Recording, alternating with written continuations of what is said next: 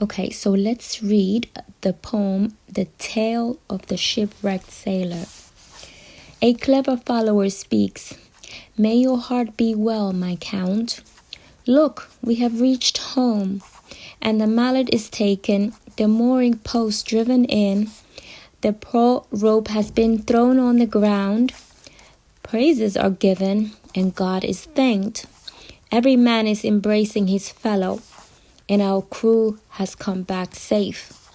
With no loss to our expedition, we have reached the very end of Wawet and past Biga.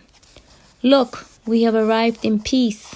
Our own land, we have reached it. Listen to me, my count. I'm free from exaggeration.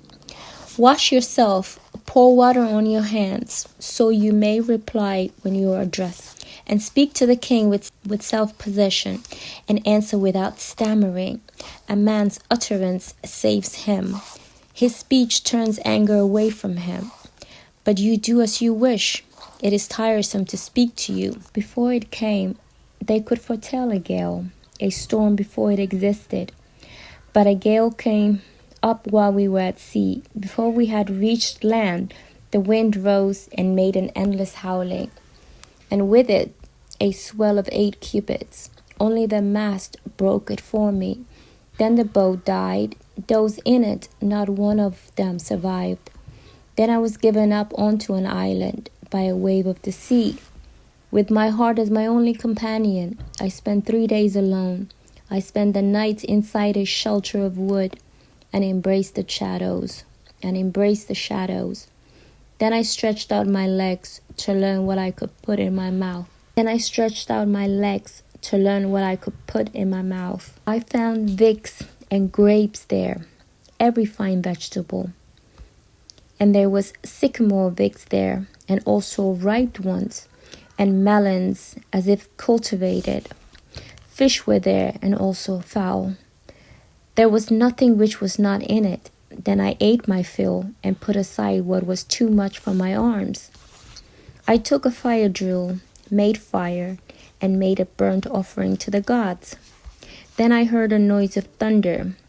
I thought it was a wave of the sea, for the trees were splintering, the earth shaking. I uncovered my face and found it was a serpent coming. There was 30 cubits of him.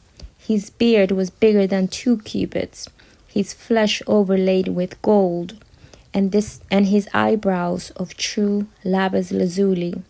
He was rearing upwards. He opened his mouth to me while I was prostrate in front of him. He said to me, "Who brought you? Who brought you, young man? Who brought you? If you delay in telling me who brought you to this island, I will make you know yourself to be ashes, turned into invincibility. You speak to me without me hearing. I am in front of you and do not know myself."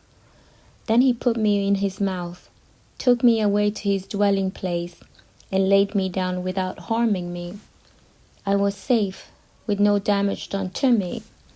He opened his mouth to me while I was prostrate in front of him. Then he said to me, "Who brought you? Who brought you, young man? Who brought you to this land? Who brought you to this island of the sea, with water on all sides?" Then I answered this to him, my arms bent in front of him. I said to him, "It's because I was going down to the mining region on a mission of the sovereign in a boat 120 cubits long, 40 cubits broad, in which there were 120 sailors from the choicest of Egypt. They looked at the sky, they looked at the land, and their hearts were stouter than lions. Before it came, they could foretell a gale, a storm before it existed.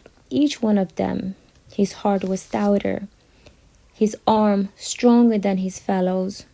There was no fool among them, and a gale came up while we were at sea. Before we had reached land, the wind rose and made an endless howling, and with it a swell of 8 cubits. Only the mast broke it for me. Then the boat died. Those in it, not one of them survived, except me.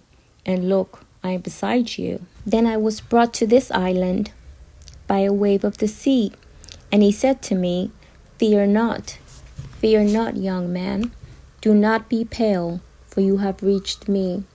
Look, God has let you live, and has brought you to this island of the Spirit. There is nothing which is not within it, and it is full of every good thing. Look, you will spend month upon month, until you have completed 4 months in the interior of this island. A ship will come from home, with sailors in it whom you know, and you will return home with them, and die in your city. How happy is he who can tell of his experience, so that the calamity passes. I shall tell you something similar that happened on this island, where I was with my kinsmen and with children amongst them. With my offspring and my kinsmen, we were 75 serpents in all. I shall not evoke the little daughter, whom I had wisely brought away. Then a star fell, and because of it, they went up in flames. Now this happened when I wasn't with them. They were burned when I wasn't among them. Then I died for them, when I found them as a single heap of corpses. If you are brave, master your heart, and you will fill your embrace with your children. Kiss your wife and see your house. This is better than anything. You will reach home and remain there amongst your kinsmen. Stretched out, prostrate was I, and I touched the ground in front of him. I said to him, I shall tell your power to the sovereign. I shall cause him to comprehend your greatness. I shall have them bring you laudanum, malabatrum, terebinth, and balsam, and the incense of the temple estates, with which every god is content. I shall tell what has happened to me, as what I have seen of your power. They will thank God for you in the city, before the council of the entire land. I shall slaughter bulls for you as a burnt offering.